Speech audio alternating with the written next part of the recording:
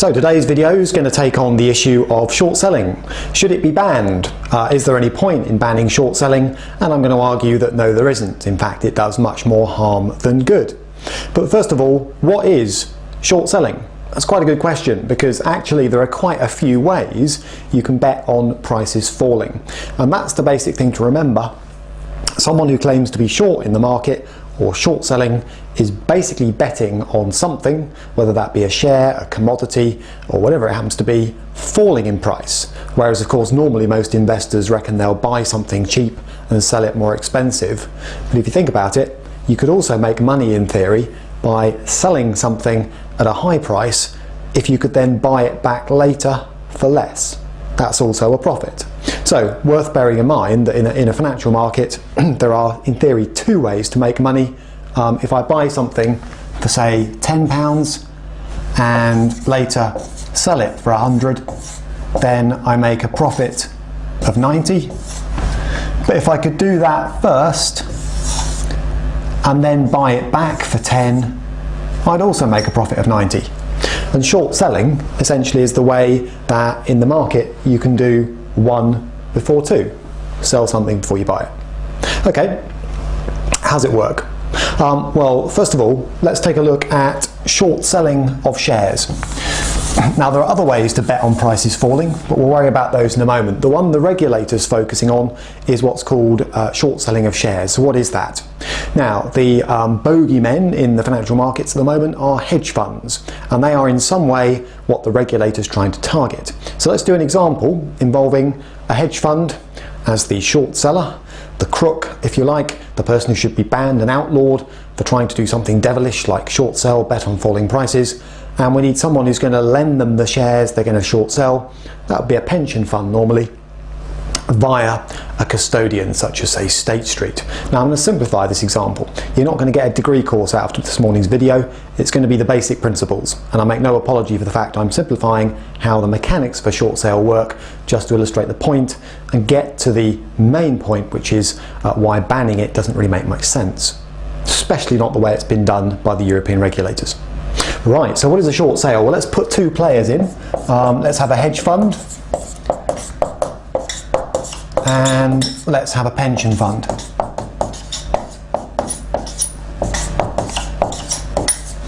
In other words, we're going to have a borrower and a lender. And what's going to happen, sounds a bit weird, what's going to happen is the pension fund is going to borrow a load of stocks. The hedge fund, sorry, is going to borrow a load of stocks from the pension fund, sell them, try and buy them back in the open market for less, and then return them. Now, here's how it works then. So the hedge fund, I'm going to keep it nice and small, says to the pension fund, I'd like to borrow 10,000 shares in, well, anybody really, a bank, let's say. So the hedge fund thinks the particular bank shares are going to fall. So it borrows 10,000 shares from a pension fund. It says, I will return 10,000 shares in this bank. Now the bank could be anything. It could be Soc Gen or it could be Barclays. It doesn't really matter which bank. I'll return those in a while plus a fee. So the pension fund isn't going to lend the shares for nothing. So the pension fund lends 10,000 shares and says, I want them back at some point in the future plus a fee for lending you the shares. After all, why would you lend shares you own for nothing? Okay, so that's step one. Step two, the hedge fund, immediately having got the shares, sells them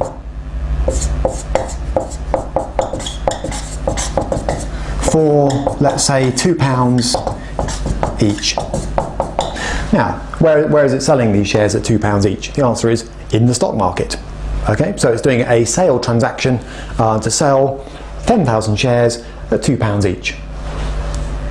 And what it then does is wait, hoping the price will drop. This whole thing, as far as the hedge fund's concerned, is a gamble on share prices falling. So let's say, having sold the shares, a couple of days later they have fallen, so now the hedge fund buys them back, and let's keep the numbers easy, at £1 each. Okay, and then step four is the pension fund will want 10,000 shares back at some point. Remember, at the start of the example, the pension fund lent 10,000 shares. So step four is for the hedge fund to get 10,000 shares that it borrowed back to the pension fund plus a fee, a lending fee. Okay, now if this is the way that it all works, everybody should be happy in theory. Why? First of all the pension fund's done is earn a fee for lending 10,000 shares to a hedge fund. Hasn't done any trading, so the pension fund lends out 10,000 shares and gets them back maybe a few days or a few weeks later plus a fee. So the pension fund's quite happy because funds hold lots of shares for a living, so they might as well make some money out of them. A bit like being a second-hand car dealer, you've got stock sitting on the forecourt, so why not make a bit of money by lending it out if you could. So the pension fund's quite happy. I mean, yeah, the share price drops, so the shares it now owns are worth a bit less than they were, but then that's going to happen anyway. And after all, pension funds have to hold a certain number of shares. That's their job. They can't just liquidate it all into cash. So the pension fund, the lender, 10,000 shares back plus a fee. Quick point to note, does it need to be the same 10,000 shares that it lent? No. Shares are fungible. They all look the same. 10,000 shares in SocGen looks the same as another 10,000 shares in SocGen. So the pension fund isn't worried about getting precisely the exact share numbers that it lent back, as long as it gets back 10,000 shares in the same bank at some point plus a fee. Okay, what about the hedge fund? Well, the hedge fund was doing this as a gamble on prices falling, and luckily prices did fall. So the hedge fund basically has taken out, very simple numbers, a profit selling for £2 the shares that it borrowed, buying them back in the open market at the London Stock Exchange for £1 each. So the hedge fund takes away a profit of £1 times 10,000 shares, which is £10,000. Okay, minus the lending fee, obviously, we have to pay the pension fund. Okay, so the hedge fund has taken a big gamble, it's borrowed 10,000 shares, sold them, all right, and the idea of short selling is selling shares that technically you don't own, you've just got on loan, made a profit of £10,000, and then, having bought them back, returned them to the original pension fund and said, here's the shares plus your lending fee. All right, now that is, on this side, short selling. Again, the idea is simple, to make money. It's the only reason for doing it. Okay, why would you ban this? What's happened is 4 countries have got together, their regulators, France, Spain, Italy and Belgium, and said, this is evil, this needs to be banned, this needs to be outlawed. Basically, we can't have hedge funds betting on bank shares falling in price using this mechanism called short selling. So what they've tried to do is introduce a temporary ban and say, basically, this can't happen for the foreseeable future on certain stocks that we nominate. And I suppose the key question is, are they right to do that? And the answer is no. I have 2 problems with a ban like this. One, the way it's been implemented is flawed, and secondly, the principle of banning short selling is wrong too. First of all, the mechanics. What have they actually done? Well, they've tried to say that as basically 4 countries, so selectively as 4 European countries, will outlaw this practice. And the reason we don't like it is because it drives down share prices. They accuse the hedge funds of betting on prices falling and therefore accentuating the falling prices of certain bank stocks. So they said, right, we're going to outlaw this as 4 countries, and the question is, will it work? Well, number one, it's a kind of partial ban. You can't have some countries outlawing short selling and others not, because hedge funds will simply move to jurisdictions where they can still do it. Equally, what's the point of banning short selling on just a few stocks? Because all that's going to do is target the short sellers' attention on other stocks. So what problem is that solving exactly? And also, what are you going to ban? You can't just focus on short selling via shares, because there are derivative contracts, which I address in other videos, which allow people to short sell.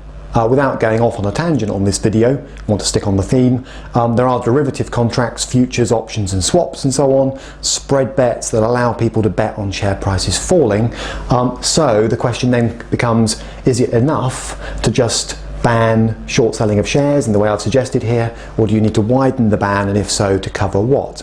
And essentially, how much of the derivatives market do you try and cover as well? Okay, so that's the first problem, is even if it's the right thing to do, doing it sort of bits and pieces, piecemeal, is no good. But the second problem is a more fundamental one, which is banning short selling is inherently a daft thing to do. Why? Okay, First of all, in my example, the hedge fund is taking a big risk.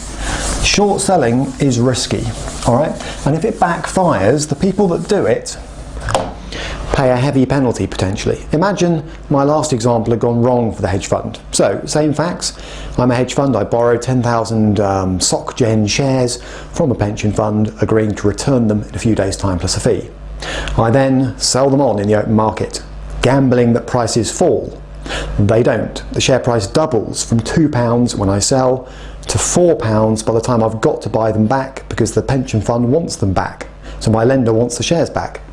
In that situation, I've got to go into the market having sold the shares for £2 and buy them all back for a lot more. All right, that's going to be expensive, and it might even be time consuming. What if I can't find someone to sell me the 10,000 shares that I need to get hold of to return them to the original borrower? Basically, I've got a bit of a problem. So bear in mind that short sellers are taking a heck of a lot of risk. If a short sale backfires and they end up having to go out into the market and find the shares they've sold short and pay a lot more for them, it gets very expensive very quickly. And in some situations you can get a short squeeze, or a bear squeeze as it's called, and that's where basically I can't even get hold of the shares I'm supposed to return to the original lender, and then things can get very messy. So basically, short sellers have a good reason to do what they do. Number one, if a share price is falling, if a bank share price is falling, it's not due to short sellers. Short sellers are the messenger, and shooting them is shooting the wrong person. Basically, if a bank's shares deserve to fall because the bank is badly run, has exposures to all kinds of countries in terms of debt that it shouldn't have, is lent to the wrong people, all a short seller is doing is taking advantage of those facts. So you've got to think about horses and carts at this point, if I can use that metaphor. Basically, the short seller isn't triggering the fall in the price of the share. It's bad management at the company they target that causes the problem. All a short seller does is take advantage, if you like. So banning short selling, from at least that perspective, makes no sense.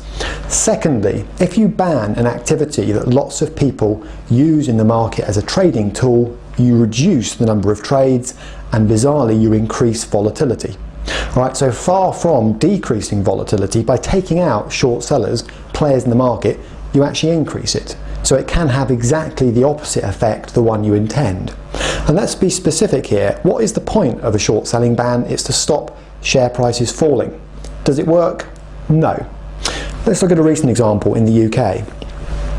Over here, 4 months after Lehman Brothers collapsed, there was a short selling ban in the UK market, imposed by the UK regulator, and basically from September 2008 certain shares were on a banned list. You were not allowed to do what I just suggested as a hedge fund. What happened? There was a 41% drop in those shares over that period. Okay. The US tried a similar 3-week ban starting in September 2008 after Lehman Brothers collapsed. They said our banks collapsed, we've got to stop people short selling. What happened? Well, Bloomberg have done some research suggesting that of the 880 stocks that were banned as part of that short sale, in other words, you couldn't short sell them, they fell 26% over that 3-week period, whereas the S&P only dropped by 22%. So not much evidence there in either case of short selling bans doing what they're supposed to, which is to decelerate or stop altogether shares from dropping in price. Okay, you might get an immediate effect the day the short selling ban's announced, you might get a quick bounce, but the evidence suggests that short selling bans actually do not work. And worse, they reduce liquidity, and also that can increase volatility, and they also stop hedge funds doing some of the things they need to do day to day in order to make a living and survive, and that's hedging positions. In other words, to cut to the chase, hedge funds need to be able to run long and short positions, not always as bets on the market, but simply to hedge existing exposures. So, you know, short selling is portrayed as this sort of evil way of making money from falling share prices and misery, whereas actually sometimes the motivation behind a short sale is simply hedging, and that's something a lot of funds need to do and want to be able to do. So if you just arbitrarily close that part of the market down, you are effectively making the market less efficient than it should be. So I disagree with the way the short selling ban's been imposed, and I disagree with the idea there should be a short selling ban in the first place.